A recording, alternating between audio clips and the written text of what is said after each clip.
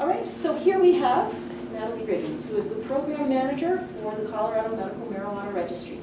And we are going to do this a little differently than normal, and we're going to be very polite and not go through her whole presentation. Then we're going to bombard her with our questions. But Natalie and I met last week, and I actually learned quite a lot about the difference between the private sector and the government.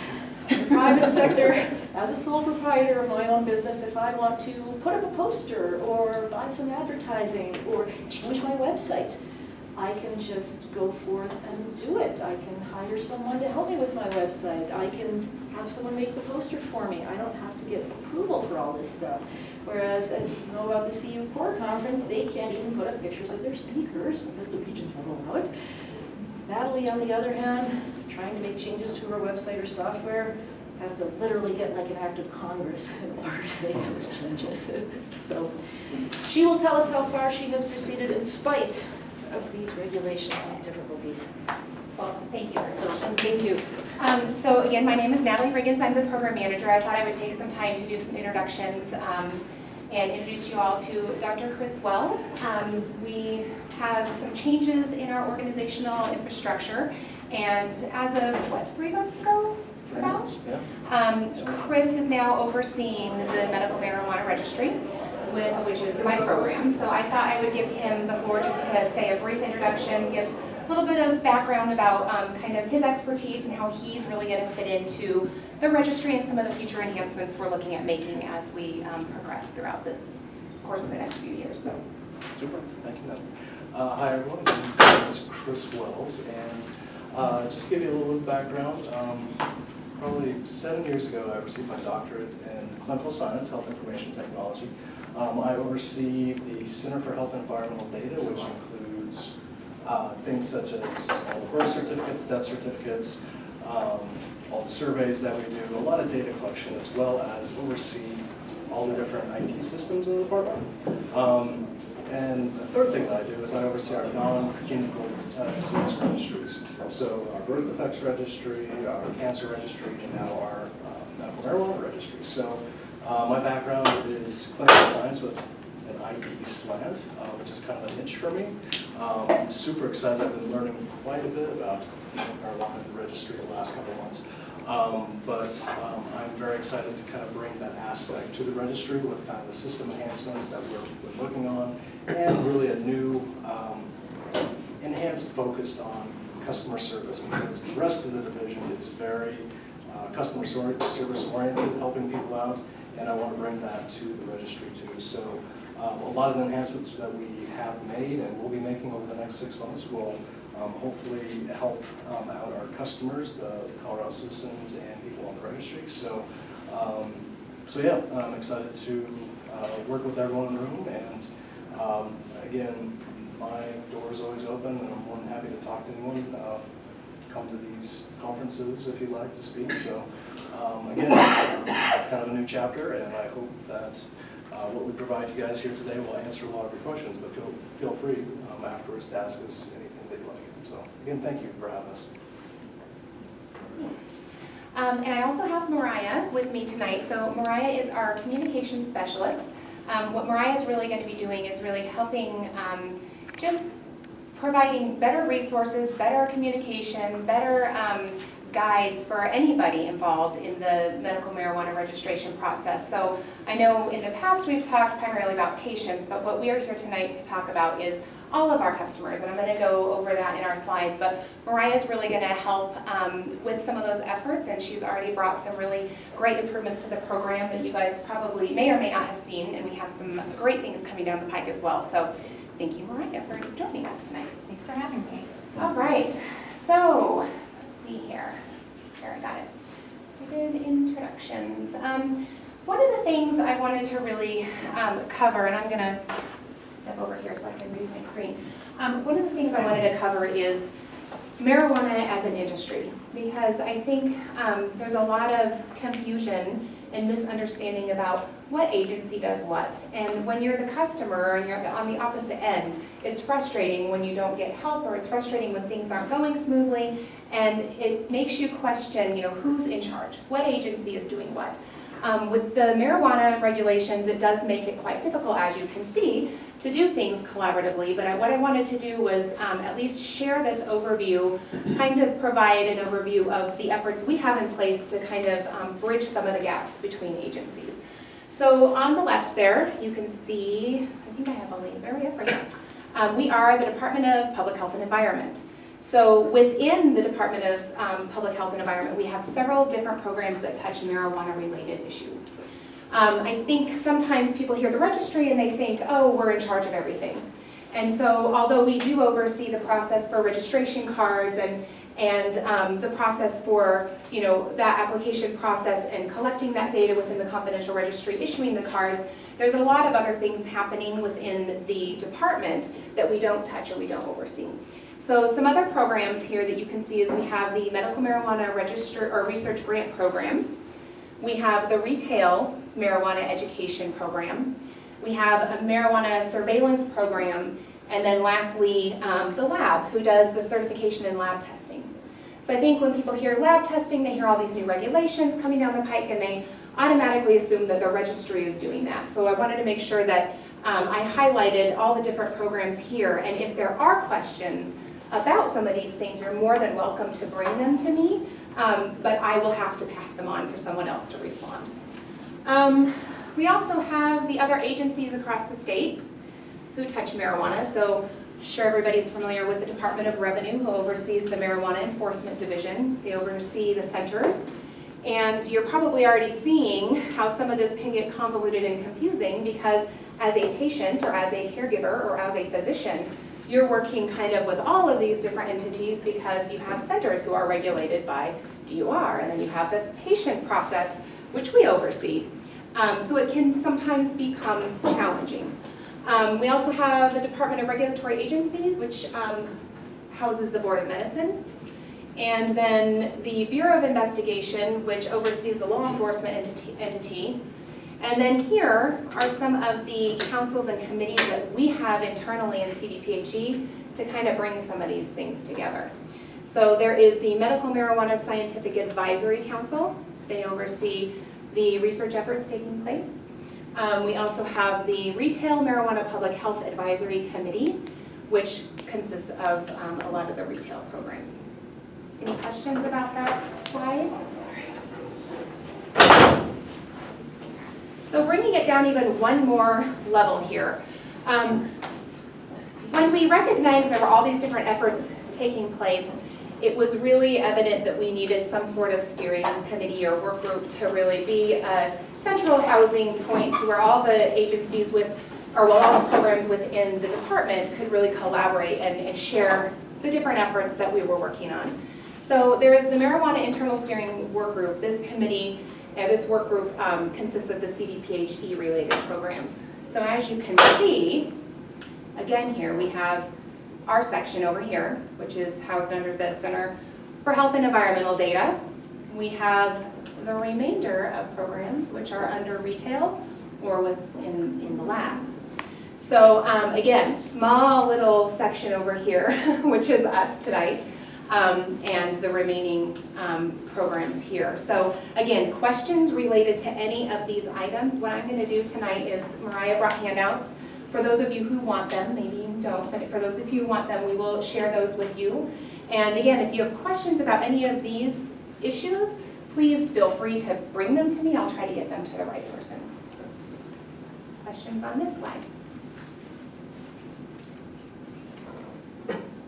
Probably can't see this too well, can you? Okay, so, sorry for the blurriness there, but what I really wanted to do today was kind of give an overview of my team. When I talk about my team, I'm talking about the people who process the applications that come through, whether that be on the online system or mail, and who answer the emails that I know right now are taking a very long time for us to respond to, and I'll talk about that in a minute too. But as you can see, we have a pretty small team here, but we have the operations team with 4 to 5 individuals who process the applications. Again, they're online or mail. We also have a program support team who oversees that customer support unit, which takes the phone calls and does a lot of the emails. that you'll see come through the program back and forth. So as you can see, we have a smaller program. We're handling about anywhere from 1,000 to 1,500 requests each day right now. And that's because we really have made the email available, and we have this new online system, so there's more access to us. So I know there's a lot of questions around, well, how come it's taking so long to respond? And I'm going to kind of go into that a little bit as we kind of move through the PowerPoint presentation. But I wanted to give you this overview so that you can keep that in the back of your mind when we go into that discussion. So customers and partners. Here we are. And as I discussed, we have various different customers and partners that we work with. So we have our patients. We also have the people who help the patients. We have the centers who sell product and oftentimes assist the patients as well. We have caregivers, physicians, and then we have our legislators, regulatory authorities, and then the local law enforcement entities.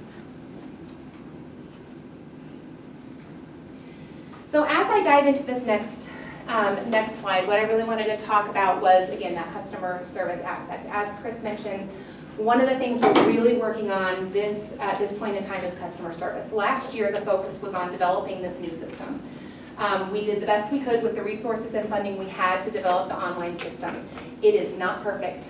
We know it does not work the way everybody wants it to work, us included. We are on the flip side of it, so anytime a user is experiencing issues, we're having to work with that customer, and we're also experiencing the same issues on our end. So when we launched the system, we really started to take that feedback as people were, commenting on different things that were not working. We were taking that feedback in through email. But we had a disconnect because the way our program was set up is that we contracted with a third-party call center.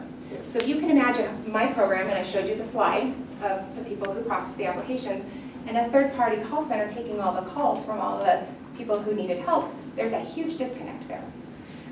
We've known this for a long time, and as Martha mentioned, it takes longer than we'd like to make some of these improvements, but it's something we really, really worked hard to do, was to get this call center in-house. We needed the staff who worked for the program, who could touch the tools and the equipment, who had access to help these people be the ones answering the phones. So this has just recently been implemented. Was it August 27th? This was implemented. So I don't know if any of you all have called or tried to call the registry. We know that there are long wait times right now. That's something that I will talk about as we kind of look at improvements that we're making. But if you do happen to get in touch with a phone representative, I hope that now, as of August 27th and on, that you've received a different level of customer service and a different level of treatment when you've been calling for assistance. So if you haven't, because you're shaking your head, after the 27th. They transferred me to somebody who could help, but the person who I was talking to was. And that's really good feedback too. So as we're talking about the call center, as you can imagine, when we launched this, we went through a series of training. We did put our staff through training. Some have caught on much quicker than the others, as you know, so it's a work in progress. But what I'm here tonight to tell you is that if you have those issues, or if you do experience anything like that, please reach out to me. I am listening to feedback. In fact, the way we set up our internal call center is that we can record, well, we do record all calls. I have a customer service coordinator who is really checking on those recorded calls, looking for ways to even further enhance the customer service efforts. So thank you for that feedback. I don't know if anybody else is experiencing anything different or positive, but that is the goal, and that's where we're moving. That's the direction we're heading. But this slide really highlights, what happened before. So you have a customer who wants to know where their card is, where their application is.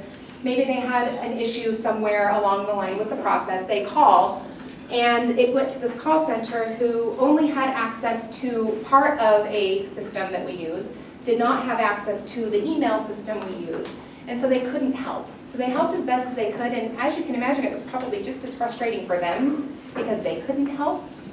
So it was frustrating all the way around. But since then, again, we have representatives on the phone who have all the resources they need to help. we are training people, if they do run into a situation where they don't know how to help someone, to transfer to a supervisor.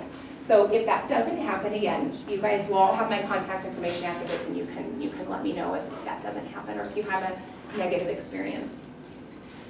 I think that's it with that. So I know this is kind of the big one here. So when we rolled out the system, there were a few things right away we knew we were going to have issues with. One thing was the account that got locked out, where if a user got locked out of their account because maybe they typed in their wrong username or password, they had to contact us to unlock it. So as everybody else on the outside is going, ah, all my people on the inside are going, ah, and like Muffy said, we aren't able to quickly make that change. What we have to do is go through a process with the vendor who is developing the system to implement it. Rest assured that has been taken care of. It's not perfect yet, but right now users can reset their password in order to get their account unlocked. So that was a huge relief. That really cut down on the amount of emails we were receiving just in that in itself. But there's some things that we still are working on doing. We noticed really quickly that if a patient has applied with us and they submitted an invalid driver's license, because some people don't know, even though we have on the instructions it must be valid. Well, some people don't know what valid means. They think if they have a card that's not, or an ID that's not expired, that they can use it, but it must be valid. So what we do on our end, because this is the regulated process that we have to follow, is we have to verify that validity of the ID and whether it's valid or not. And we have access to the DMV system. It doesn't show us a lot of information, but we have it set up to where if we ping the system to say, is this ID valid, yes or no, it comes back and tells us yes or no. It doesn't tell us why, it doesn't give us a lot of information because, as you know, we can't see all of that, with our agency. But if someone does happen to upload an ID that is not valid, if they want to correct that, they have to contact us. And an online system should not function that way, and we know this. So the next round of system enhancements is going to allow users of the system, patients who are applying, to update and upload a new driver's license, and they don't have to contact us to do that. Right now they're having to email us and submit the copy through email, and that just, it's not working for anybody. Changing cultivation options. A lot of people don't know what this is. It's confusing. It was the way the law was written. The questions are worded a little bit funky. So we are taking that feedback. We knew, again, originally when we launched this, oh, that's going to be a problem. It's confusing for people. So we're looking at ways to reword those questions and also to allow individuals to update their cultivation options should they change. Correct social security number and date of birth before adding physician certification. Anybody who knows this process knows this is a huge issue right now. So what we're going to be doing is making it available to those who are applying to make those corrections while they're going through that process. Submitting corrections, again, that's kind of what we covered, but just in general, if you have to make a correction, they can do it, and we want to make it so they can do it in the system. They don't have to contact us for assistance. Improving email support. So one thing that we realized really quickly is with all of these issues up here, the system was working very well if you put all the correct information in the first time. Great, you get your card the next day, that's a win. A lot of people are experiencing that. But if you're on the other end and you do one of these things, you're frustrated. But what we realized quickly is that our email box just blew up because of these questions up here. So much so that we weren't able to utilize our email system because we had so many emails coming in. So we've had to be very creative in how we communicate to individuals. What we're doing is we're looking at ways to communicate with people more effectively, offering some kind of ticketing solution so that it's really easy on the user side and also on our end. Because if you can imagine looking at 1,500 to 2,000 emails every day through a Gmail box, it's not ideal. So we need a better solution for that, and we're working on that. Thanks to Chris and his team. So these are the perks that we have now being under Chris's team, because he does come with a lot of that IT background and knowledge, and we have access now to these things. In-system help. So a lot of questions on this. Our plan was to launch the system and build out the in-system help feature based on what we were seeing. Well, because of all these issues, we haven't gotten to that. And as you can see, our help feature is just, there's no help. So this is going to be happening throughout the system in the next few months. We're going to be developing in-system help that, it should flow and the workflow should be in place so that if you're using the system, you don't have to go to that help feature. Because let's face it, none of us go there anyway, right? We just want it to work. And so we shouldn't have to have all these instructions and help and tutorials. It should just work. So that is our goal, is to make it work and offer in-system help features throughout the process. We know we get this a lot, Social Security number in use. This is a vendor issue. This is language that populates within the system. And so what we're doing is we're working with the vendor to take care of that issue. Also, the invalid token, it freaks everybody out. What is this? There's some kind of virus or something. So we're looking at changing some of those things. And then just confusing system language that comes up as you're in the system. So lots of people, who's the system administrator? It says contact the system administrator. Who is that? There's no contact information. Again, those are things that were built into the system that we're now asking them to change. It was just language that that particular solution had built into their software. So we are working to address these things. I'm wondering if this would be a good, hold on, let me see. No, let me go on. You guys can pause on any questions because I know there's probably a lot. Let's go. All right. So physicians, do we have a lot of physicians or people working at physicians' offices here? I want to make sure I'm talking to the right people. Okay. So for those of you who are on the physician end, one of the things that we've done is we've set up this physician email address. If you attempted this a few months back and you never heard back, rest assured you will hear back now. So if you have a question and you are with a physician's office or you are a physician, you can email this email address. This next one is important, and it might seem kind of weird, but again, because we are a confidential registry, if you're emailing us, again, picture us on the opposite side with a Gmail box, we are looking for that physician's email address. We have to make sure we're talking to the physician. So even if you're helping the physician and he or she is there, if you're emailing for support through this box, please use the email address that's listed on the confidentiality agreement that that physician signed, because then we can help you quick. If it comes in through a personal address, we don't know who you are. We can't trust that you are who you are, and there's just no way for us to ensure that we are talking to the physician or the physician office. Does that make sense? We're not trying to be rude at all. We just have to make sure that we're talking with the right people. Encourage patients to send one email. I don't know how much control you all have over this. I know that you probably don't have full control. I will tell you that we have received, what was this, last month? 175 emails from one person within 15 minutes.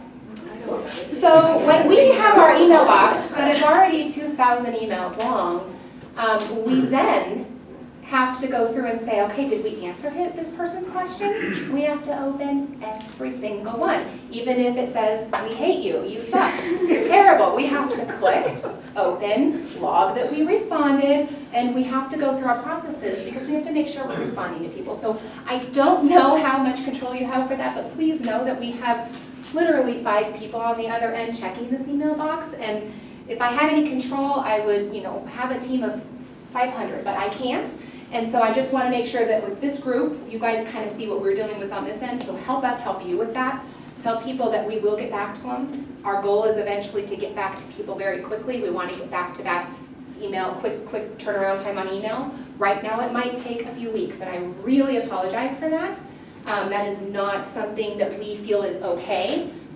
We have staff working overtime, morning and night, to get these email inquiries down. We are moving. It is moving, so people are answering, but we do have to start from the back and work our way forward. So again, help us help you with that. The goal is that it's not going to take long to get a response back from us, and we're working really hard to make it that way. Log out of accounts. Again, not sure how you guys run your businesses, not where I want to be, nor should I be involved in that process. But if you do, have a computer set up where you're allowing people to use your computer in your clinic. That's okay. That's up to you. But if you do that, please log people out.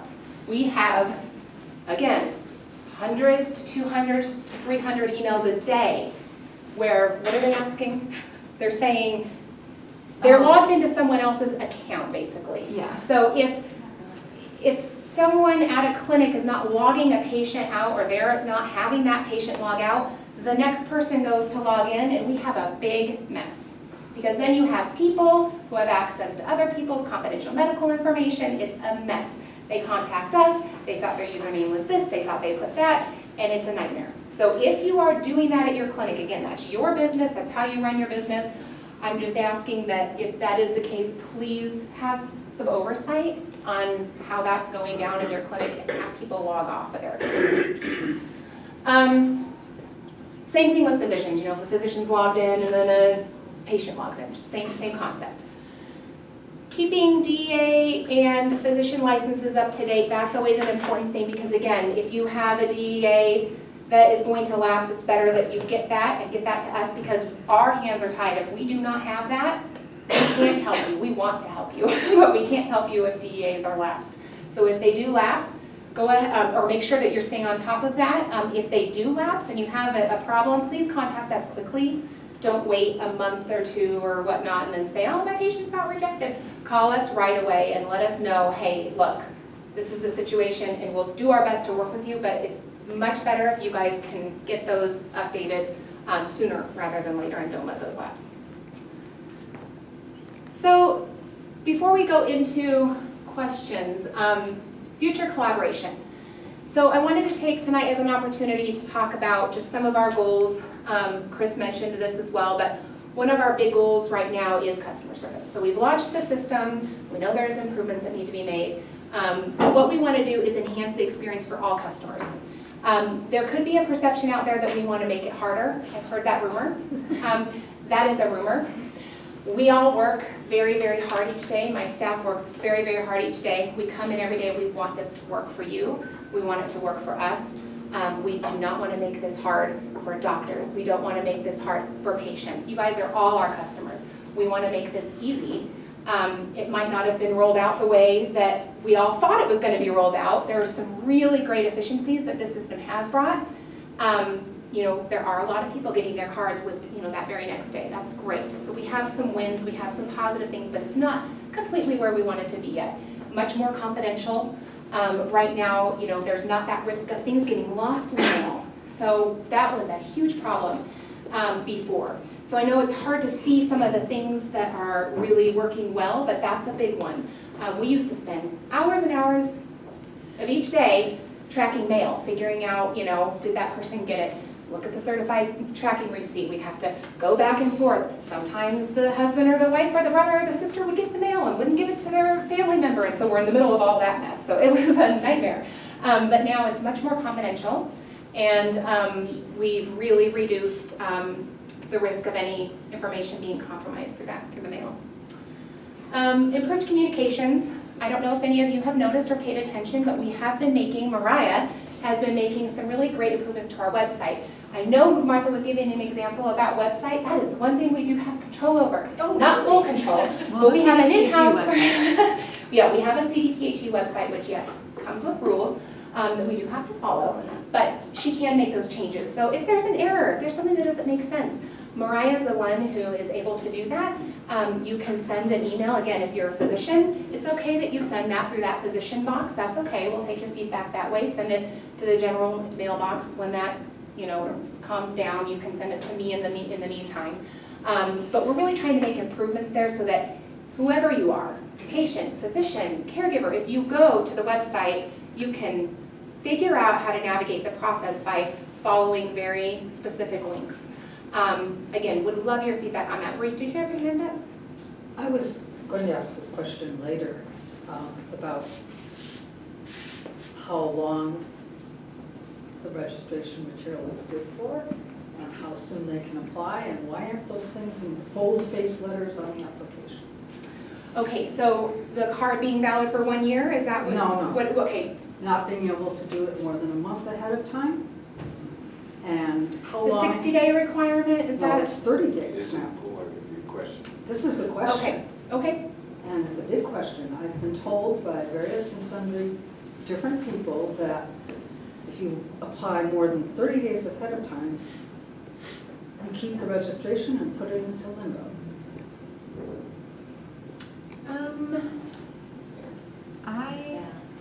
I have, okay, so I'm listening. I want to make sure we address that. Is there a way, is there a specific example? Is there someone who's been through this process recently? What she's saying is someone had renewed their card Uh-huh. outside of the 30-day window.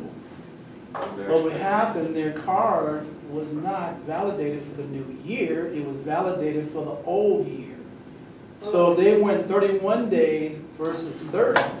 That's not what I'm saying at all. Well, I thought she was, I'm sorry. No, It wouldn't I'm work. saying that a lot of people got screwed out earlier this year because they applied more than 30 days ahead of time. Their registration money got taken, their registration went into limbo, and they got nowhere. Had to reset, had to call, had to do all sorts of stuff. This has happened multiple times. That's the same thing. Are you talking about the expiration dates on the If they card? apply more than 30 days before their current card expires, if they apply 45 days before it expires, the system won't accept it. Is that true? Is So that what I true? can tell you, because I'm trying to track this, so I will look into the 30-day. What the requirement I'm familiar with resides in our Board of Health rules, Yes. and it's a 60-day requirement, and the reason why that was put in there was because at one point in time, when we were even more behind than we are now, imagine that, when we were really far behind, that was put into place because what happened was everybody was renewing 6-8 months ahead of time, and it was an administrative burden. So what I'm hearing you say is that the system now is not allowing for the 60-day renewal period, it's the 30-day renewal period. It's more of a question. It's more of a question. Can I confirm that? I will share that information with, is it best that I work with you, or should I do direct communication for these things? I mean, either way, I'll put, if you give me a list of answers, I'll put them on the CCC website for everybody, but it sounds like she needs a direct answer as well. I can, Also- yeah, okay. I've been told that once they apply online, the Mhm. paperwork expires in 30 days. Is that true? Once they apply online, what paperwork? I put in their registration today. If they wait 35 days to finish it, it's expired, and it doesn't work. Are you, when you say you put their information in, do you mean like a physician certification? Correct. So that should not expire. That should be available for a whole year. However, so like I go to the doctor today and I get a physician certification, but I don't want to fill out my registration until December or January. I could Right. still attach that phys cert.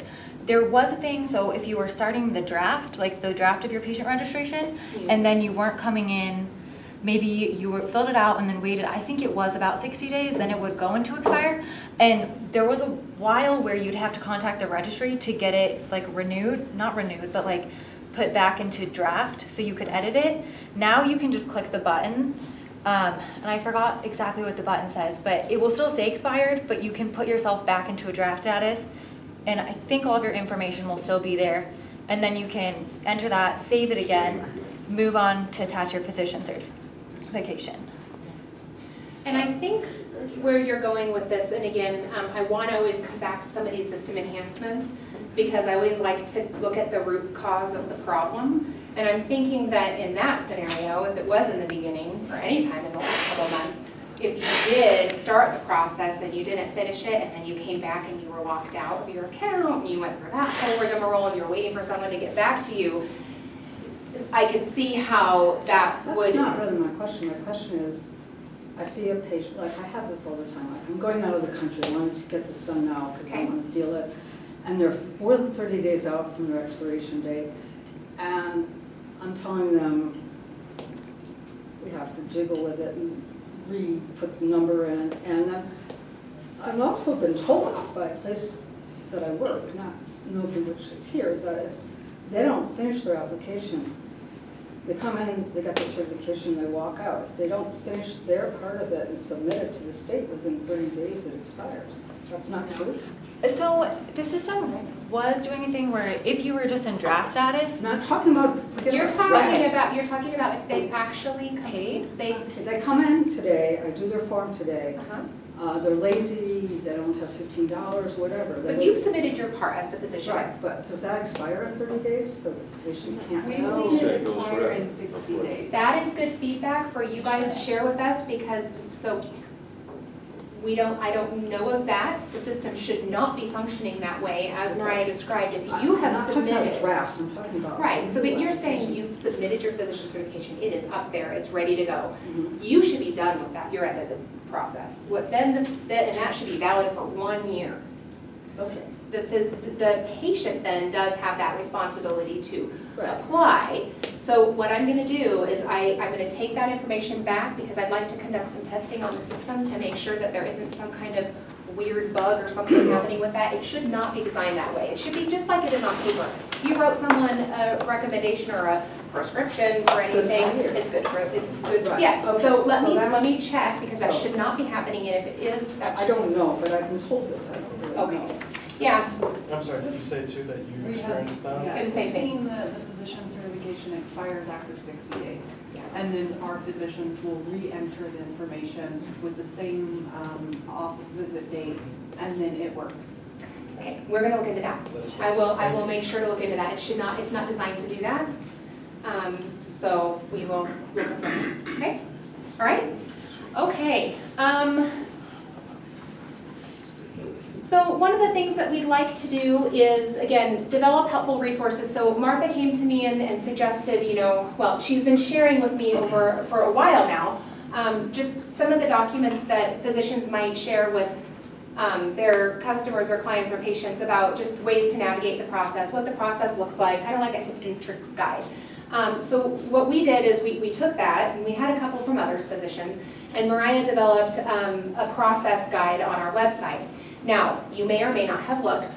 If you could look, I would appreciate the feedback, because what we want to do for everybody is that each physician office shouldn't have to have their own tips and tricks guide on how to navigate the process. That should be our responsibility. Now, if there's certain things you do that you wanted to add on there that's separate from the application process, fine. But if it comes down to the actual steps of how to apply, Mariah's really done a great job of putting that together. We have drafts of it here you can take, we just have copies of it here.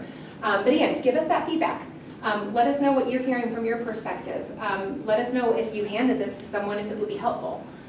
Because really what we want to do is, if you're a patient and you don't have a good connection with anybody, because you might not know a physician, you might not know a caregiver, you might not know anything about the process, you should be able to come in completely blind to all of it and know how to navigate that process, so that you guys aren't in the middle of explaining the process to your customers. So what we're trying to do is alleviate some of that burden for everybody. So take a look. It may not be exactly where you want it to be. Be gentle on us. Let us know what you would change, and we'll take that feedback and we can update that accordingly. So the biggest one that we have on ours that I know is a call that you get every day and we get every day is, even after you've done the physician certification, it will still say awaiting physician certification when the patient logs in. And then they And you call and just sit there say, and hang stare on, at one at a time. So then the patient calls and says, the doctor didn't do their work, the doctor didn't put in their physician certification. Well, Yeah. actually they have. So if they could change the wording on that to say approve your physician certification. That's this. Wait, That's this right here. great. Really confusing. It means something to someone else, does not mean anything to the end user. So that is this, it's on our, So that's on our sheet, but it's not on their sheet, and that's the only one really that, Okay. yeah. That's good feedback, and we can add that, that's great. The other thing we wanted to do too is that, what we're trying to do is really engage with different entities such as this group. But, it might be really nice for everybody to have different options, different days, different times to maybe come and get an overview like this, or come get a training about specific topics. Our goal is to make this process easy so you don't need a training. But as you all know, this is taking some time for us to implement. This next round of system enhancements, it's not going to happen like that. It's going to happen over the course of the next, month to 6 months to 8 months actually. But they're going to start happening here now over the next month or so. You're gonna start seeing some improvements. So I think it would be helpful to hear from, groups such as this group, but what we want to do is offer some in-person trainings at the health department. So look out for those. We're going to share that information. It'll be on our website. We don't really know what people exactly want to hear at this point, so we might send out some kind of survey about, what topics are you interested in? We've tried this before with groups, and it didn't work so well. Like, we invited the physicians to come and learn about the new system, and only a few showed up. And what we were doing is we were trying to educate physicians on how to do the physician certification process, and so we couldn't have all the staff because we were showing them how to upload certs. And so what we want to do is make it kind of a universal type training so that everybody can come, and if you're helping in some way, shape, or form, you can get information from us. And we can hear from you about what you're seeing on your end. So look for that. Let's pause before I go into that, because that's the very last topic. Any other questions that you guys might have? Yes? Yes, I have a couple that were from the lady that in front that had to leave. But my question is on the expiration date. When you do apply early, you're getting your card early, and then it rips you off, like however many. In the past, if they had sent their information in and you sent their card early, it would still reflect the day after their old card expired. And this is one of those odd ones where the efficiencies were so good, dang it, we are getting, you're late, and then we get, wait, you approved my card too early. Yeah. So what we're trying to do is really figure out how to maneuver this. So we will look at that again through this next system enhancements. It wasn't intentionally purposeful to rip anybody off. It was kind of viewed as like, if you went to the DMV to go get your driver's license the month before it expired, do you tell them they're ripping you off? It was kind of that kind of thing where we were looking at it as, oh, if it's quick and fast and easy, if you're applying, if this works the way it should work and the system's working successfully, people won't have to go in 3 months early because they're afraid to get they're not going to hear back from an email. And so there's a lot of these things that need to happen so that I think that just feel it as much when flows. it's 4 years rather than 10 months to 1 year. That's Yes, like, so- people are like, oh, it's just theirs. I code. Well, but your Yeah. driver's license also goes off your birth date. It doesn't Yeah. go off an arbitrary date, so that really doesn't make a whole lot of sense. True, but I think, and I'm listening and I'm hearing, and we're gonna talk about this in this next round because it was one of those things that came up. But what we're looking at is even if you had a 1 year period, like you said, it renews. So if you go and renew your driver's license a month before it expires, your expiration date is not on your birthday. Yeah. It is. Yeah, it's always on So your that was birthday. that was the thing, yeah, and that was one of the things that we missed when we were kind of going through that. So I'm going to take that, you guys are not the first, we've been hearing this. So Can you again, it make this on wasn't, your birthday? That'll make it so much easier. Everybody expires on their birthday. we've had that request too. We have people who want us to do it on certain dates and they, if it comes the day or before or day after. So Everybody's gonna want 420 though, so. I know, they have actually. Right, We've gotten that Fire one. up for it. We've gotten that one, so. I have 2 other parent questions. Sure. One of them was specifically important to the parents, the 2 parents that just left, because their son uses cannabis for life-saving. And one of the parents is the main purchaser and is the caregiver, and that parent was hospitalized. And the other parent couldn't go buy the medicine for their child, and they couldn't even get the hospitalized parent to go do anything about switching over to the second parent. Do you have any solutions for this problem? I wish I did. This is one of those legal situations where when we run into a situation like this, my team, I'm telling you right now, is like, we need to help this child. We need to help. And both parents are alive together dealing with this child. And it comes then down one of to them- custody orders, and it comes down to the legal documents that they have to submit based on those constitutional and statutory requirements. And we do bring those to our Office of Legal and Regulatory Compliance to review and provide that guidance to us. And we're waiting, just as anxiously as you are to hear whether we can proceed. So unfortunately, with those escalated items, we do send those up to our legal counsel, and sometimes the AG gets involved to review. So just know that if it's Is there a way for them to do that though? I mean, is there? well, they a have to physical meet way all for the them to go? requirements. They have to have that legal custody order and all the But they're still documentation. married. All right, they're together. I know, They're raising so family together. I see that, and I sympathize with that, and that's how we feel. But again, that's where, you know, we're mandated and we're regulated through all these governing bodies. We're regulated by Constitution, by statute, and when it comes down to the law, I can't change that. And so, if Is it there's just a matter of changing a primary caregiver though? no, I think in the situation you're talking about, it comes down to the custody order and the legal documentation of that parent. Both Having parents have custody. custody though, They they're both both together. Then that should be a problem. Yeah, they're married. Okay, so can I pause for a second? So this is a specific case, and I don't like to talk about specific cases when I'm doing a It's presentation. actually not, it's not. This is very general. I'm a parent also. Okay. I'm a parent caregiver. Okay, And I know who she's talking about, but that's not the only one. This is, Okay. it's gonna affect a lot of people. so can you do me a favor, please? Send those to me. If you've sent it to the general email box, or send me the information directly so that I can look to see where that's at, and I can actually look, touch, see, feel, and see what is actually happening, Can I because ask a they question meet about the that? requirements. How many I'm a parent caregiver. How many parent caregivers can be assigned per patient? Is it just limited to one, or can they have two? So, we do have there are some, we just went through this with a couple of people. So, we do have to list one of the parents as the caregiver and then one as the parent on the card. Yeah, So, primary parent, I believe, and then.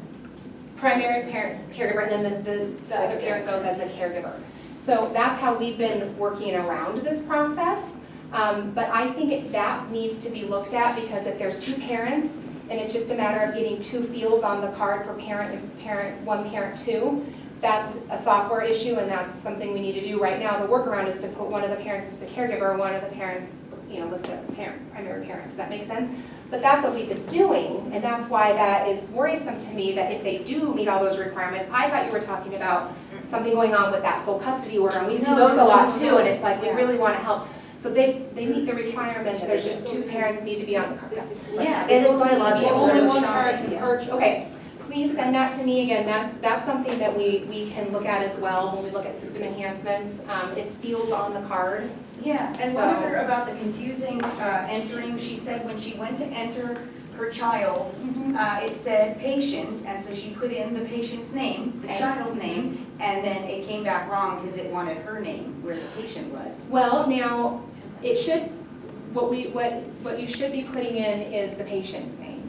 But she did. And so what we see more often than not is the, What point of the process are you talking about? Are you talking about like creating the username? I wish I or- knew, but it's. Okay. It's the registry. Yeah. Or like on the also, registry? I- Okay. I know what she's talking about. Yeah. So when the mom is signing up for daughter, okay, and she's putting in there, I'm doing it for my child, they're not doing it for themselves. She puts in the child, and it won't take it. It says. It's the registry, so when you open an account, registration. it says, put the patient's information.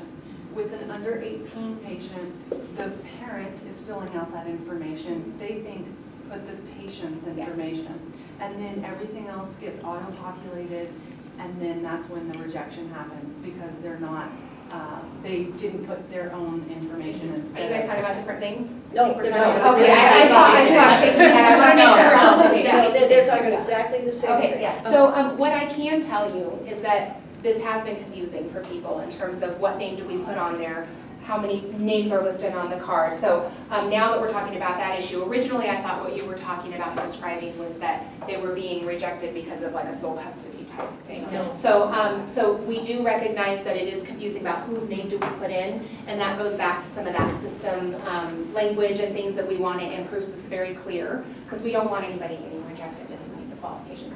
Yes? So I have a question that kind of dovetails following up about the user agreement for the online. Have you guys made any changes to that?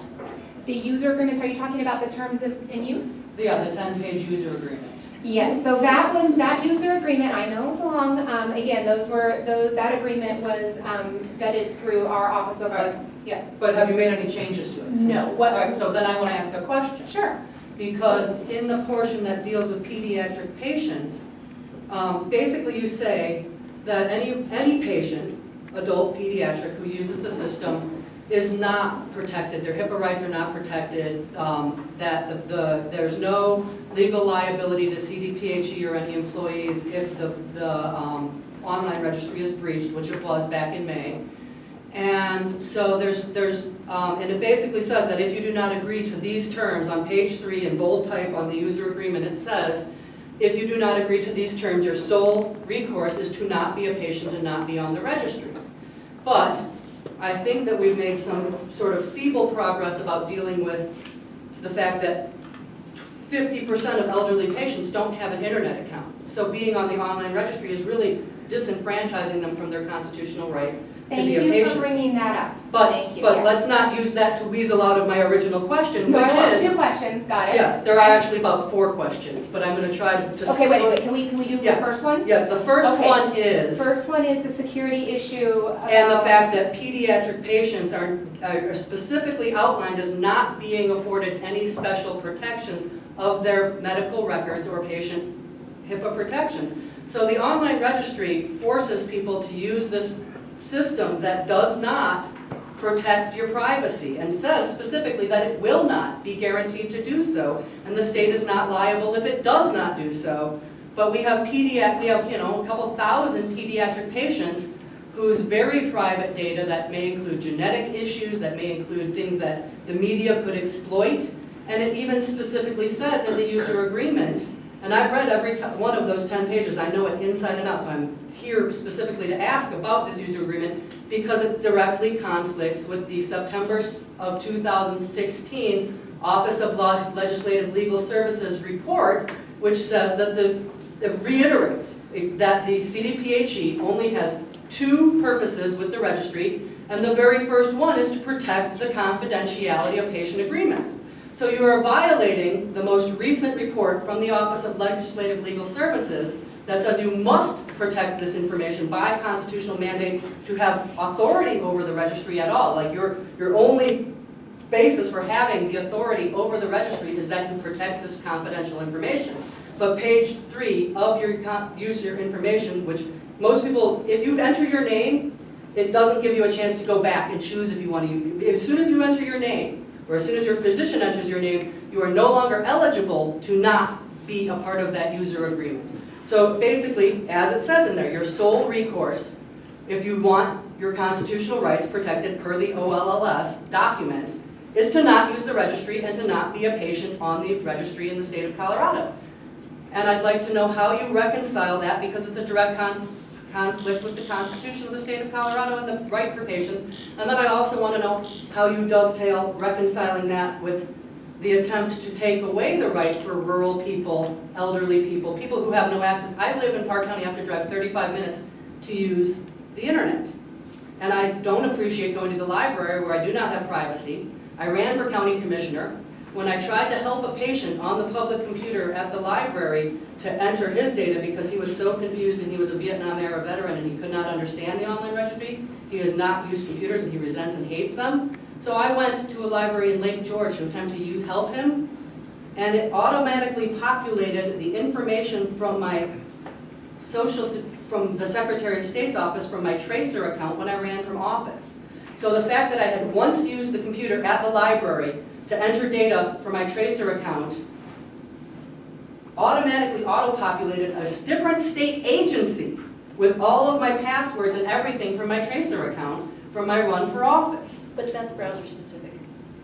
But that's still a very serious issue, because anybody who's ever used any public computer, their data could be in there and automatically populated for any other patient that goes in to try to use the system. Right, you have to clear your browser history. We put that right on our forms that you have. Right, but that doesn't apply to a rural person who has to use a public computer at a library. Which is why Okay, they're so, still yeah. allowing the paper So applications. first of all, And then my follow-up question is, if you're still allowing the paper applications, where the heck did our nice machine that made the purple cards go?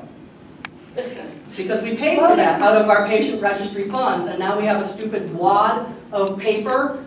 Why can't you bring back the machine that we paid for? We paid for it out of patient funds. Bring back the machine that made the nice little purple card, and at least treat the people who are rural with the same level of dignity that you treat people who have a smartphone. okay, so really, thank you for your feedback. That's why we're here tonight. So I'm here tonight to let you know that I might not have every answer to every question that you've asked, but I will. But are you even working on these things? Like, So let's talk about this, let's talk about this in chunks. So the first one, I think that's the easiest to address, is that at one point in time, I think people were under the impression, and maybe we even stated in the past, that we were going to go completely online, no paper. I am here tonight to tell everybody in this room, and we will make it even more clear if we have to on our website, that we will always maintain a paper process for those who need it. So we are not looking at taking that away. So please know that we are sensitive to that. Being at a state health department agency, a lot of the programs and the programs that we work with many of them are from the rural areas. We work with them on a regular basis, and so we do recognize, sympathize with that. So please be rest assured that they do not have to use the online system if they are worried about any confidentiality issues. I have advised every one of my patients not to They use don't the have online access. system. So then But let's move into the Once next a piece. physician puts their information in there, that patient isn't eligible to use the paper anymore. No, that's not true. Okay, but they have told many people that, and they have locked people in the system. That's totally untrue. But people's cards have been in limbo because of this specifically. It shouldn't have nothing to do with that. Yeah. Are the paper applications going to be a little bit faster in processing? So Because again, we're the not end following goal that. is that all of the processing is faster. Right now, again, if you kind of follow the presentation, the goal is that yes, all processing will be faster. Right now, we have such heavy demand on the online portion. We do process mail. It's just with the resources we have, it's lingering around, anywhere from 25 to 28 days. It will remain under 35 days, I will tell you that. I've seen it over 2 months. Me too. Well, now that, I waited if they had been 90 rejected for a reason No, or something else. No, it's Okay. taking at least 8 weeks. Okay, so we track those things internally very closely, and so I will make sure that I go back to look at that, because really, I get a report out every day on where we're at with mail, what day we're processing mail, and we post that on our website, because we want to be very transparent that we are working on that and what day we're processing. So if a few did not meet that, I need to know what those were. One of the other things that yeah. we see though is, and we can do this by tracking the certified mail, is the certified mail will make it to the post office in Glendale, and then it will sit there for a week. The registry will not pick it up until they're ready. That's actually not a true statement. When they come to the health department, and I think this is really important for people to understand too, it kind of goes back to mail. When it comes to the health department, it goes to our mail shop. We have a mail shop at the department. Then that mail gets divvied out, and then it gets sent to each division department within the health department. So it's not like it comes directly to me or my program. We have people every day who go and get the mail, but that mail might not have come in that day because it needed to be sorted and it needed to go out to each division. So it doesn't happen, we don't wait to go pick it up. We're not waiting for anything. In fact, we're taking that mail in. It's just right now, with all the online requests, emails, phone calls, what we're doing is we're trying to balance mail processing with online processing. So, what are you talking about? Okay, when you go to USPS.com, it's a Okay. .com, not a .gov, you can put in a certified mail tracking number, and it will show. Some post offices only scan at the point of delivery. Some will scan certified mail all the way through. So if it's been mailed from an area that actually scans certified mail from the point of pickup, you will see it get to the Glendale post office and then not be delivered to the Department of Health for up to a Glendale, week not us. simultaneously. Okay, I thought you meant our department. No, Okay. no, no. Yes, I see what you're saying. It sits at the Glendale post office for a week or more sometimes before it ever gets to be delivered to CDPHE. I know, so. It's the worst post office in the world. No, the Boulder post office has lost a full day of my mail before and told me, oh, well, too People have bad. moved out of Glendale Well, and before that because goes- of that office. Oh, really? It goes back to that mail tracking. We've seen mail where we've mailed it out on a Friday. We don't, that because we send everything certified. And we saw a piece of mail take 8 days to get to Fortin from CDPHE. From a Friday, it didn't get there till 8 days. But that's why we use Okay, so that's a post office issue, you're not. That is, I can't control that, but letting I it want to sit talk there. about, I want to Sit talk there. about the security and how the terms of use agreement was created, because I think we can start there. I will look at page 3. In fact, what I will do is, I'll look at it, but I Read the also. whole thing. So we have read the whole thing. When we developed the system, what we had to do was we had a starting point, but then anything that comes, anything terms of use specific with the system, there's a lot of security protocols that have to take place. There's a lot of routing. So it had to be reviewed by OIT State Security. It also had to be routed through our Office of Legal and Regulatory Compliance. They review it. It was reviewed by the AG's office. That was a result of all of that. What I would like to do though is you mentioned page 3. Is Well, that the actually, most, if you could. I'll go through it If with you you at the could end go of this on through, every. well, if you could send me, because it's very important that you send me your concerns in writing, because I can take that and I can ask the questions and get information back to you. But Because unless also on we page 9 and know, 10, it says that the state can use cookies from your computer to go back and track you. and a lot of that is standard Oh, yeah. security, Yeah. IT security language. So, We had a lot of rooster crash. But it's a serious issue when people are expecting the confidentiality that the state constitution promises them and that the OLLS says you are required to provide. yes, and our main goal is to maintain that confidentiality. And It says, we your talked user about- agreement says that the data from the online registry can be data mined by a third party, but not for commercial purposes. So can you please Yes. highlight those items, send it to me, and I will take that. I will get the annotate each information of the back. 10 pages and where each one of them violates the state constitution, because there are like so many serious violations of the state constitution in your user agreement that I have actively spent the last 10 months trying to educate every person that I speak to who's a patient about, tell your physician no, find a physician who's not on that online registry, They have to avoid, be on the avoid, registry. avoid. No, if the physician isn't on the online registry, they can't write recommendations any longer. But that's the problem, is that there's no way for a patient. No, doesn't have to the But patient, then the physician the puts the physician is- patient information in. Right, and then that patient's information is on the online system without their clicking on the user agreement. no, but you can still mail it in, even though the physician has put the physician certification in the online system. And But the it- physician is required to put it in the online system, but the patient is not required to use the online system. Right, but as soon as my information is on my, No, because the physician is not bound by that same user agreement as the patient. well, what's your user agreement, and can I read it? Because I don't want my information in the, with the track record of metric being exploited, and with last May, the online registry was Yeah. penetrated. So that information has already been broached. Mhm. How am I able to protect myself from a physician? Now, how can I ever go to a physician ever in the future and know that my name, my address, my medical condition are not in the cloud at the CDPHE with no permission from me? But Jessica, before the online system started, there was still a computer at CDPHE that had everything stored in digital Right, format. but it was not an online computer, it was a completely Oh, self-contained. no, it was online, it was online, it was online. It was definition. And there were, remember the people And there were back breaches of protest? that. And there were breaches of that. I went to the Remember meeting back at protest in CPI in 2012? 2011 about that, where they talked about how that system was Yeah, going. exactly, that's what I'm saying, is this is not a new problem specific to the new online registry. But now the online registry user agreement absolves the state of their legal responsibility. Not if you mail it in, not if the patient mails it in, it doesn't. I find flaws with the CDPHE's administration going back to the overabundance Well, of let's talk funds and about all that. sorts of stuff. Yes, but I Yeah, mean, so this is. email that list in to Natalie, and she will address each one of your concerns. And then I also want to know what did happen to the machine that made the purple cards, and why are we giving people a huge thick wad of photocopies to carry around instead of the nice purple card? Because we bought that machine and you should still have it.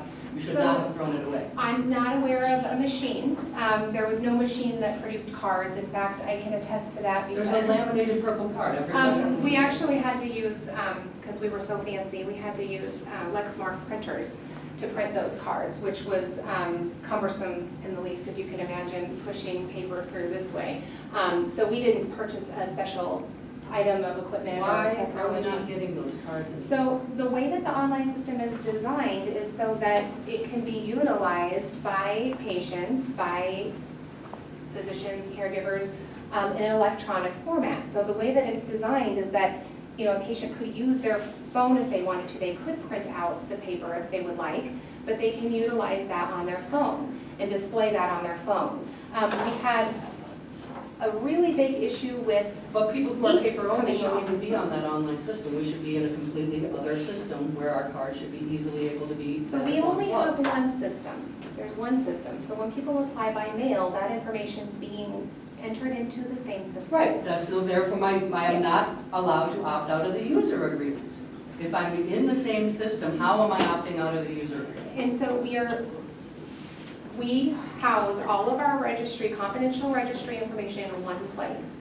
So it just so happens that now a user can register in that online system with a username and a password and manage their own account. If you're submitting it by mail, we enter it into the system.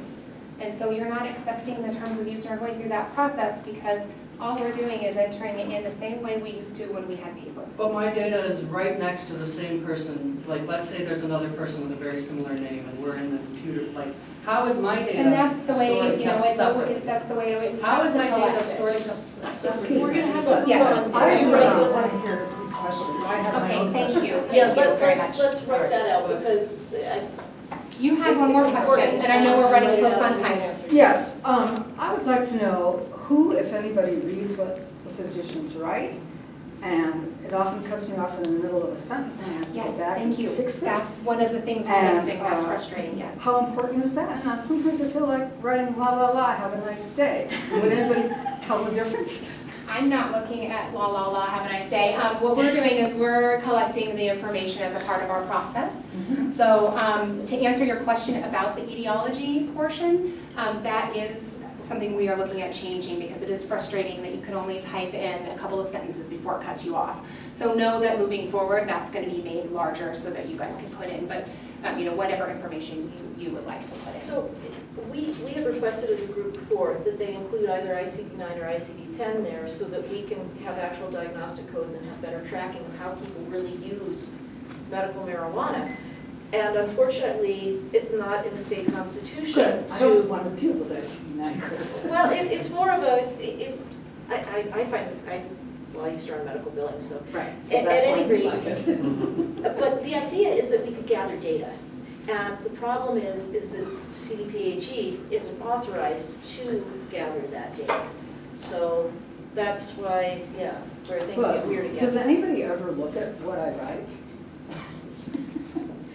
So what we do is we do, you know, we collect that information. If you did send it in, well, the old version was you sent it in by paper. I mean, I used to write way too much. And we would do our best to type it in, but most of the time we just scanned that in so that we have it a part of our record. But now you're in full control of that, but that's for your record. So, But sometimes that's- the old ones will say, you can't even see it, OCC attached form, which I can't see. Some old records. old records that, The 2016 ones, there's a whole bunch of 2016 ones that were entered in between October Oh, and that December of we- 2016, and that were entered in by CDPHE staff. Or if the patient sends it in by mail, sometimes there'll be a CDPHE staff one in there just from before August 1st. And those say see attached form.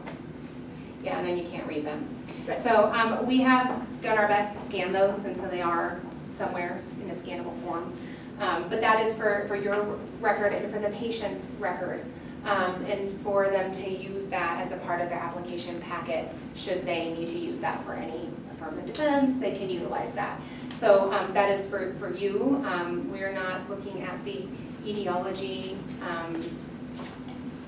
questioning what it is that you've. Right, I mean, I try my best to make it sound professional and real, but I wonder, am I just wasting my time? Do what you would like to do, you know, for your business. I'm not a doctor, so I don't feel comfortable commenting on that.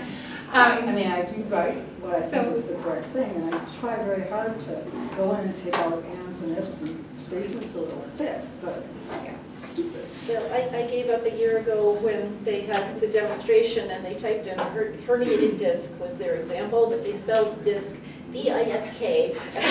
We all laughed, and they had no idea what we were talking about. I was hoping they're never going to read this.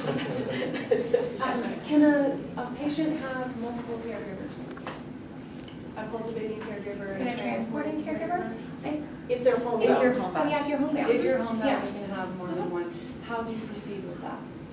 So the way the system's developed is that if you're in there and you select those options, it will allow you to proceed if you're homebound. Does that make sense? No, it will not. It That does is not. wrong. It will allow you to assign a transporting caregiver if you're homebound. Right. It will not allow you to separately select a cultivating caregiver. So I thought the way it worked was if you're homebound, you have to select a transporting Right, caregiver. Right. And then I thought there was a question that would ask, will your transporting caregiver also be cultivating? However, you know, on the front, the very first page of the patient registration, it asks where you'll get all your medical marijuana, if you'll get it at a center or not. So how you answer that question might also impact later. And the other thing that impacts it is how your caregiver has applied for their caregiver card. We see this all the time where, you know, an elderly person is applying to be a caregiver for an equally elderly partner who's homebound, and they will check nothing on Yes. advising, cultivating, transporting, or registering the grossing. They have no idea what any of those things mean. They check none of them, and then they're unable to attach the patient later because they're not considered a transporting caregiver. So and if they've checked both cultivating and transporting, then that patient doesn't have the option of using a different cultivating caregiver if both those boxes are checked. So the way that the caregiver registered mattered. And that is a good point. I mean, when we were looking at this, when we were developing this in the beginning, we were basically going off that Senate bill, right, that talked about all the new caregiver terms, all of the new caregiver definitions, and we built the system out that way. Well, to the average person, that doesn't make sense. And so what that goes back to kind of the system language, doesn't make sense to people. We need to make it clear, and if they mess up, they should be able to go back and change it. And I did So- that today, so there's no worries. Caregivers can do that and If- change that. Go back and If your change it. caregiver has internet access, we make a lot of, because the caregiver registry is all online and there is no paper option for the caregiver registry, we make up a lot of fake email addresses and make caregiver cards for people on the Western Slope every time we're there, and they're never going to be able to go in and do anything with them. They're never going to be able to approve a patient. Yeah, here in Denver, it's fine. Out there, it's a mess. Can I make a suggestion? Because this was my question that I was going to ask. I have a child who just turned 18, and in calling doctors and asking questions, I can't tell you how many times I am told that I am no longer allowed to have a grower, and I have to choose to either have a grower or be his caregiver. I have a nonverbal son who is going to walk in and say to a bud tender, blah. I mean, how do you get anything? You've been told that by? Many doctors throughout the state who are the recommending doctors. We need to be better at training the physicians how your system works, and maybe it goes into the user handbook that you're talking about, and explaining this so that the physicians know too, so they're advising us. A physician handbook. But I've actually been told by a doctor who does this a lot, she's like, yeah, you're gonna have to choose, you no longer can grow. Well, I'm a renter. I can't grow, and I live in Colorado Springs. I can't grow even more. You know, I need to be able to have that grower be able to grow for my son, because if I go to a dispensary and this week they have a strain that works great, next week they're out, I'm screwed. I've been a very sensitive child to, you know, certain strains, and, you know, I treat this as medicine. So I need to be able to have a consistency. I can't lose my grower, but the physicians don't know that. So they're misinforming us patients because they're misinformed. And So we that really is need to the work tough on one that. too, because, you know, I completely agree that there's something that needs to happen there. It's just a matter of who and how. And is this the MED CDPAG issue once again, where Well, the two hands don't talk to each other? It's just our role as the registry, you know, we collect the data, or the registry, the oversight of, you know, physicians and how they run their business, and we, you know, that's not our business, but it's that very doesn't mean frustrating. that can't be resolved, and it doesn't mean that there can't be progress. I just need to figure out how and who the best agency or person would be to kind of work with you on that kind of thing, so But it's frustrating, because I came ready to ask that exact same question, going, I have a child who just turned 18. He can't drive, he can't wipe his own rear end, yet he's supposed to walk into a dispensary and order his own stuff, because just because he turned 18. Right, and the whole turning 18 thing, that's way beyond your scope. It's a whole new issue, but no, it's crazy. So, Okay. I mean, just being able to communicate and maybe have, pop-up help of, explaining what those options are, that, so like you said, people are skipping it because they don't know what it is, but if there's a pop-up explaining or something, it might help. Yep, that workflow, and I really like that feedback, so. Would you be able to do that, or does the MED have to do that though? Because that's in Well, the caregiver system. I think it depends on how it's done. I mean, if it's in system workflow where it's kind of prompting with Explain what it language, is. we can't tell a physician how to run their business, we No, can't no, give this that is kind on of the guidance. caregiver side she's talking about. But on the caregiver side, so we're limited, but we have some role. We're collecting some information, the demographic information, but when it comes to cultivation options and whatnot, that happens through that patient side at the beginning, and then it results in that card in the end. So we have limitations, there are things that we can't do, but I think that that's a very valuable question that we should explore, and if we can't do it, we should at least bring that. Do you have a list of enhancements you're planning that might answer some of our questions already? So we do have a list. It's very, very, very, very, very long. Oh. And then the Very, 10 very, pages. very long. What we're doing is we've just prioritized them based on what we're seeing. So, we can talk about how we share that moving forward. The request online access form, I personally submitted for a patient that does not use computers an email in August. I've submitted it 3 times now, and I have not received his online access. How do Okay. I move forward with that?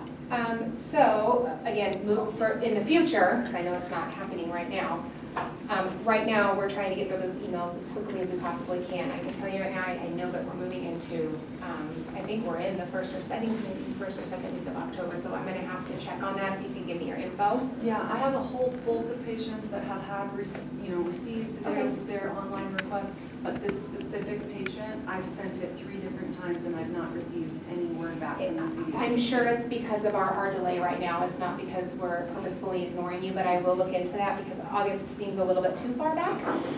But moving forward, request online access, that's going to be another process that's being looked at to refine and make streamlined and make easier.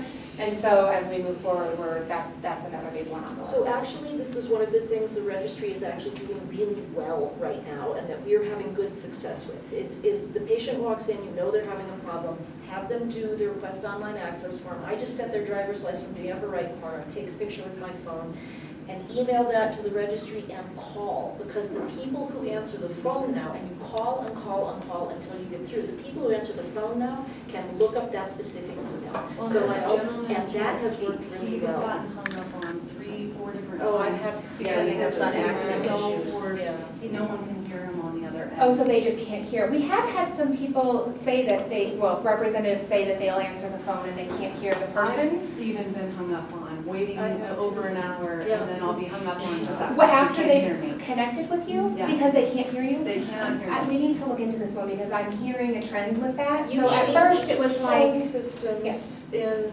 October. In August, was it? August 27th. Okay, that was a day from hell. Yeah. Yes, it was terrible, and we were told on the other end that nothing's wrong, it's all on your side, and no, we would call from 3 or 4, that was a bad day. Is it 9 o'clock? Oh, 8:30. It's 8:28. Okay, yeah, we have the room till 8:30, and we turn into mushrooms all of a sudden. Ma'am, can I say one thing? Yes. Just last week, I stupidly failed to renew my DEA certification, and your office could not have been more understanding, more helpful, more supportive. And I just felt like I was part of a team, and I really, Thank you. yeah, I really thought that, we prioritized the patients and everything, so it was very well done. The calling system is really And doing well. thank you, too. because really, when it's hard on you guys, it's hard on us. And we would be really awful, miserable, mean human beings if we wanted to make it hard. I can tell you that it feels good for my team to be able to answer the phones. I have people who worked with the program for years who were never able to help and did data entry on the other end, and now they're able to help, and it makes them feel good. We're not where we want to be yet, but we are moving in the right direction. So really, thank you for that, and I'm glad we were able to help. Yes? I just had two comments really I wanted to share. One was from our staff at the dispensary I work at. They wanted to share that they had a concern that anyone with basic Photoshop skills could forge one of these new cards because it is so basic. And from our end, I mean, there's really nothing, you know, that could deter us from knowing what's, you know, what's legit. So we just wanted to make sure that you're like aware that. Yes, very so easy we to talked about that when we developed the system, and that's a very good point. The paper certification was easily forged as well. Unfortunately, with the process, what I'd like to do in a perfect world, and I can't do this because I can't change the law, but what I'd like to do is I'd like to be able to have centers be able to scan those cards and get the information, and they can use that in that shape or form.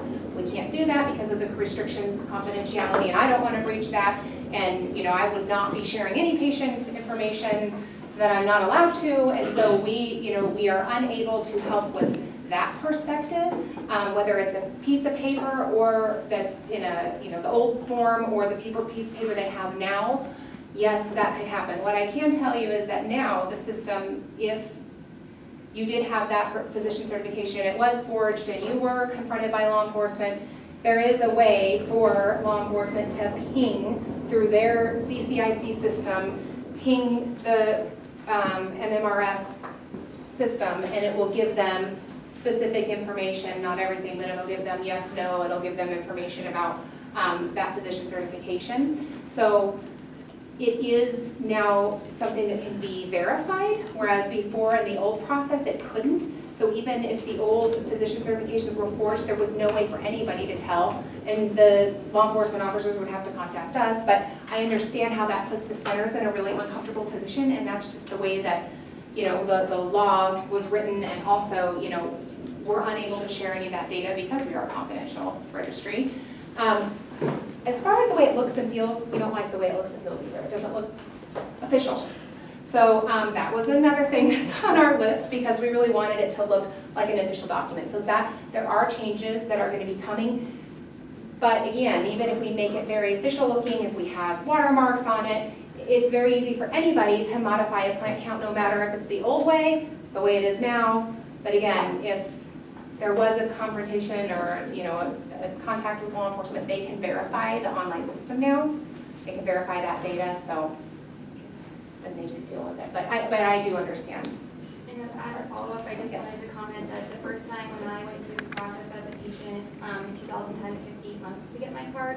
So even though with all these problems, think about the impediment that we have. That's true. That is a good point. Thank you, and I don't ever want to, come across like we're being defensive because we know there's a lot of things that really do need to be improved. But I will say, since January, we've had about 48,000, I think, so far. 48,000-ish individuals who did apply with the online system. Oh, 97? No, who applied with this online system and didn't get stuck in the trap of customer support meetings. They got their card the very next day. So when you're looking at the numbers, although there's another remaining 40,000, but if you look at the people who did get their card successfully within one day, that's still an improvement because we used to have to wait. The residency waiver form, I've had a couple patients submit that with their application, and it comes back saying, you qualify to receive a Colorado driver's license or ID. Yes. They were rejected and then either forced to get a driver's license or ID to continue forward, or resubmitting things. And I had one patient resubmit and he was approved, but another patient ended up getting their Colorado driver's license to continue forward. Is the waiver form just not effective in the way that it's designed, where yes, you'll accept these documents for this 1 year and then next year you have to have your driver's license? So yeah, why would someone get rejected? So the way the waiver process works is when you submitted the information through that waiver process, if you've submitted documentation that you can utilize to get a driver's license and that proves that you live here, right. That is why they're being told, go get your driver's license so we can prove you live here. Because we are... But why would there be a waiver form to utilize to get their card right away and then be able to provide that driver's license in the future?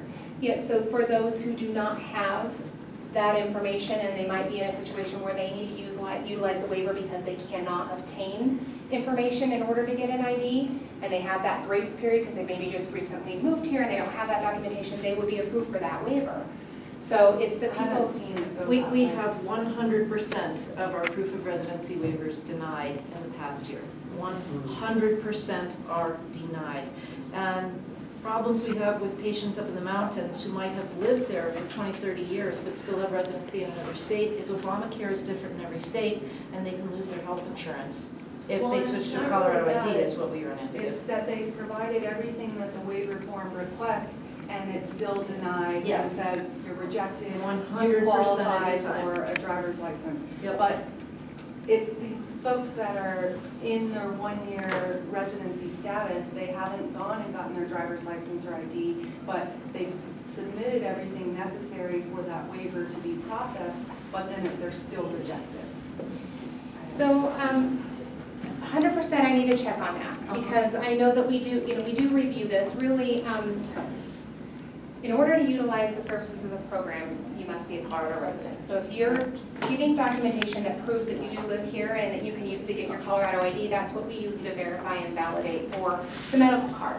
So that's probably why that's happening, because if they have that information. But we've talked about a couple of situations where that waiver process should be granted for certain situations, and it might not be. So I'm working with Martha on a couple of those, and I will look at that a little bit more closely, because it's not intended 100%, no one's going to get approved. But there might be situations like Martha was mentioning, and probably something that you've been mentioning, we have access issues, we have issues like that where that waiver could be utilized. So I'll continue. We worked on it years ago too, when we had patients, who will never walk nor talk. I had a 27-year-old woman who was never going to walk nor talk, and she had a guardianship letter from Iowa that the state would not accept, and they tried to make her go get an ID. Yeah, and so those are some of the things, when those get escalated, when they come to us, those are some of the things that I need legal guidance about. So what I do is then I get that legal guidance from my legal team and we proceed. So know that we are looking at that. I don't know that it's 100% because it's there for a reason, but in these situations like the one that we're talking about, we need to look at those, and I need to get those routed up so that we can get the legal guidance on those. When grandma mails her information to the state and then you guys send her a new card and then she spills something on it, Yes. and then she needs to get a new card mailed to her, what does she need to do? She doesn't have internet, she's out in the boonies, she's never gonna get a computer. What's the answer for her? So right now there's a request. This is the replacement card. This is where, you said we're working on a replacement card form, is Yeah, that we done are. yet? No, it's in progress. It's actually going to be done this Okay. next week. Because right now it's a difficult process where they have to write a letter requesting that all of their communications be by mail, and then they have to include 8 different data points within that letter. And then that has to go by certified mail, and then they can request a card after they've confirmed that it's stupid. So the reason why the letter, so we didn't want to make that hard. I'm sorry that came across that way. What it really was intended was if these people do not have internet and they don't have, we were saying write us a letter. Let us know that you need to talk to us by mail and you need a new card if you don't have internet. What I'm hearing is that there's people helping, and if there's a form, then they can. Form out of what you So we're gave me that the letter has to reinstituting the say. form. Yay! So it will be available for those people who need that. We need that form back, desperately. These old people are yelling at me a lot. One last question for me. Plant counts. As of January 1st, we have a limit statewide for patients and caregivers on how much they can cultivate in their own residential home. Yes. How do the physicians being asked to increase the amount respond to that? Do we just say, no, this is the law now, where we can't write more than 12 plants? Is it still up to the doctor's discretion?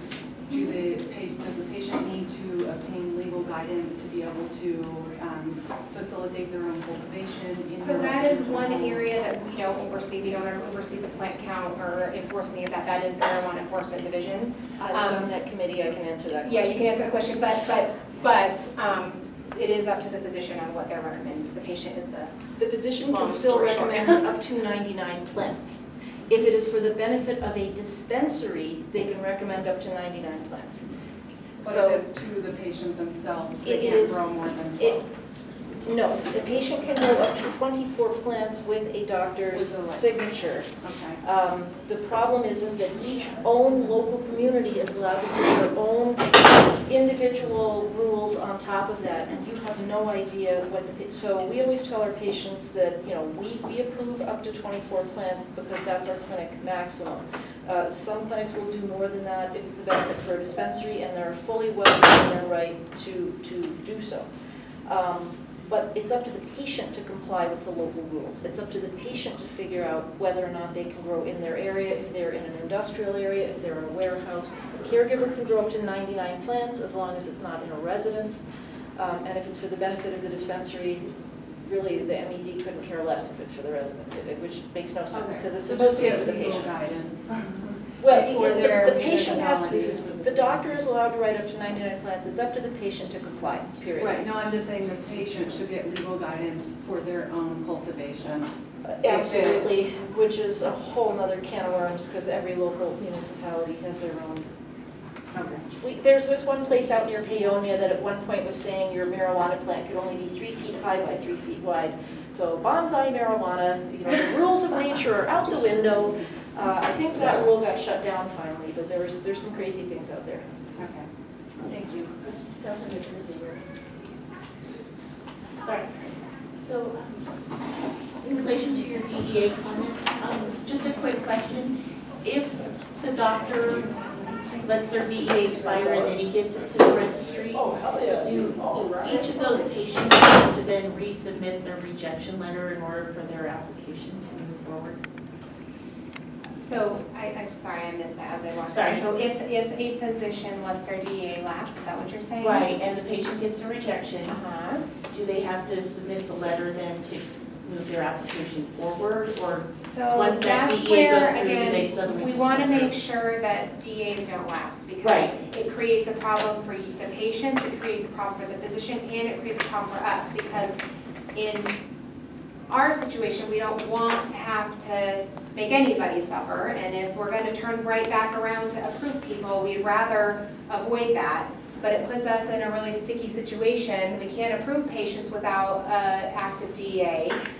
We could hold them, but then again, as you know, with all of our backlog, that doesn't help matters. So again, that's why the answer, and the true answer is don't let the DAs lapse. Really, if you work with the physician's office, So we just did have avoid a it. physician that had that happen. Yeah. So do all the patients have to? just recently, Yeah, so do all the patients have to it depends, we're gonna have to email talk their offline letter? on that.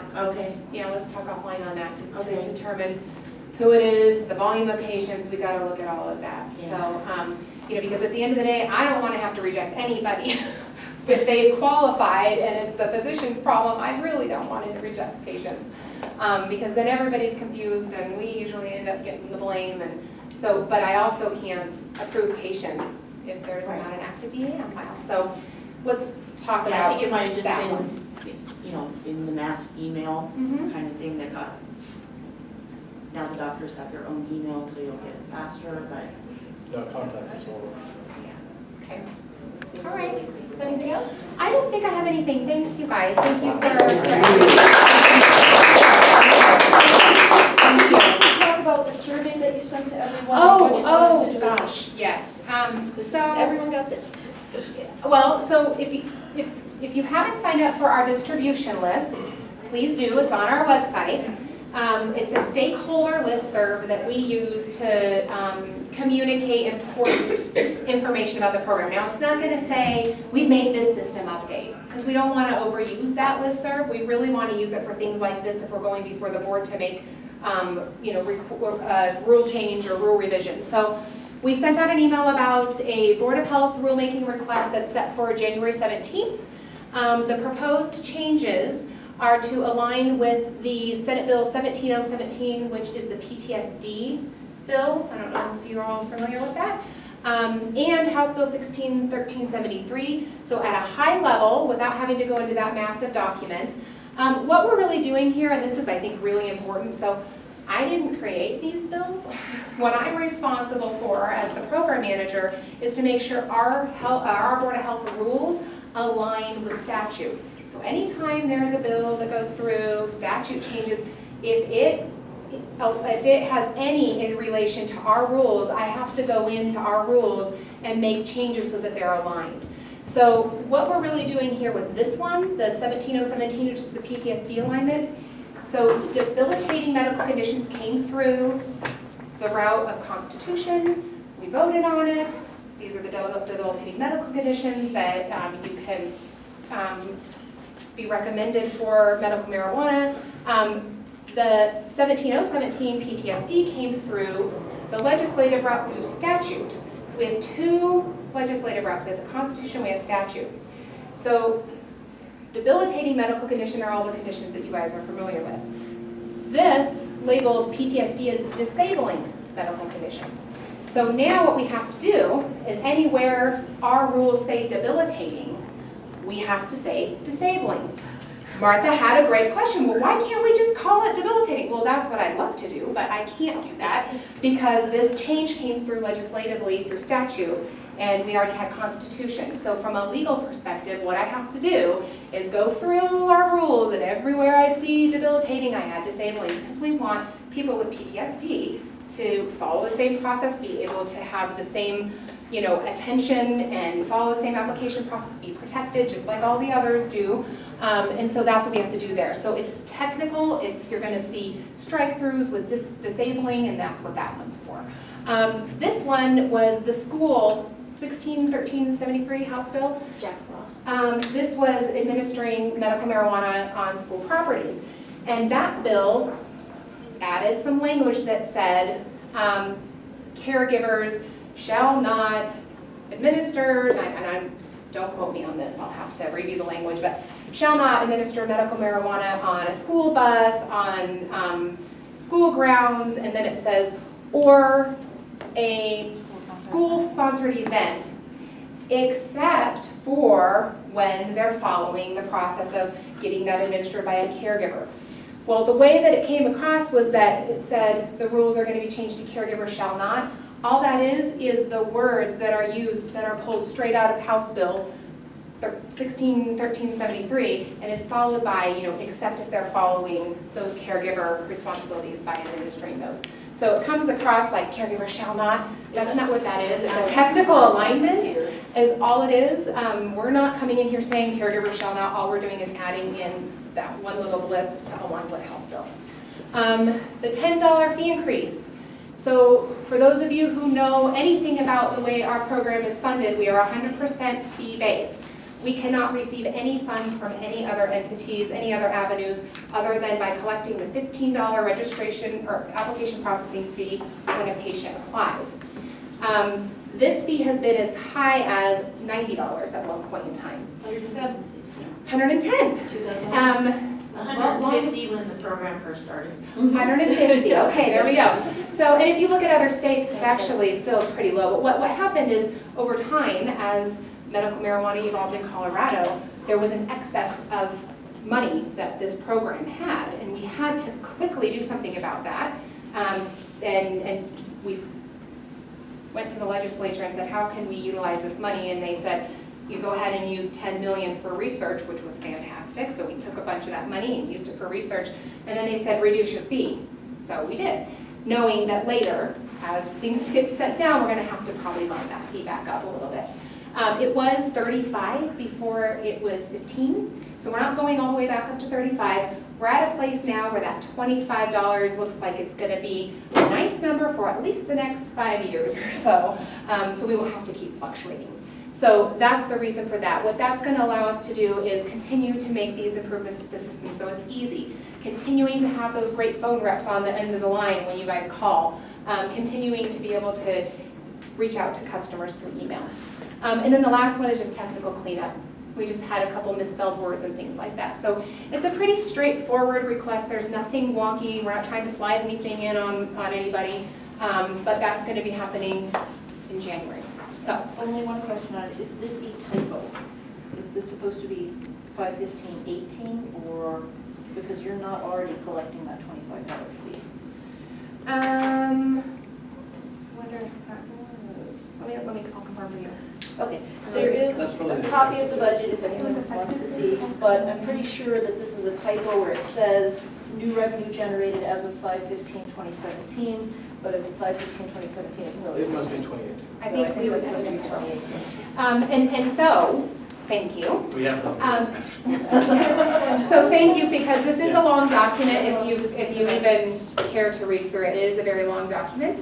But if you do have feedback on any of these things, if anything seems shocking or you're feeling like things aren't right, we have a survey, we're collecting that feedback, and this is very valuable. So I don't just say we're collecting feedback, we take all of this, and we take all of this feedback into consideration before we go before the board, because we want to know what people are thinking.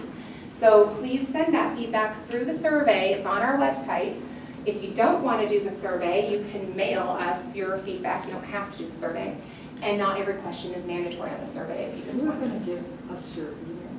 Sure, yes. So my email is Natalie, Natalie, .Riggins, Riggins, @state.co.us. Who's the intended audience for the survey? Is it consumer, professional? Everybody. So when I talk about partners and customers, I'm talking about everybody. I'm talking about physicians, you know, it could be centers, it could be caregivers, customers, clients, patients, you know, whoever, anybody who has a interest in giving feedback. Yep. And you can skip the survey questions and just go straight to the comments at the end. You can, yeah, The you survey can. questions are really out of context and. So thank you for that feedback, we're listening. We're listening, I can't change the survey now, we're already in that process of collecting feedback. What I was told from some people, I mean, we've gotten a lot of feedback already, but what I was told is that it was a little bit too high level, and the average person would look at it and say, what does that even mean? But we've got a lot of average people who gave us, gave us feedback. But if anybody's unclear, just have them, they don't have to answer those multiple choice, or not multiple choice, they don't have to answer, well, I guess kind of, the scale. And they can just put that comments, their feedback in the feedback section at the bottom. Constructive feedback. Hopefully, hopefully. Not just a rant. Let's thank Natalie and Chris. So, all right, thanks you guys, thank you very much.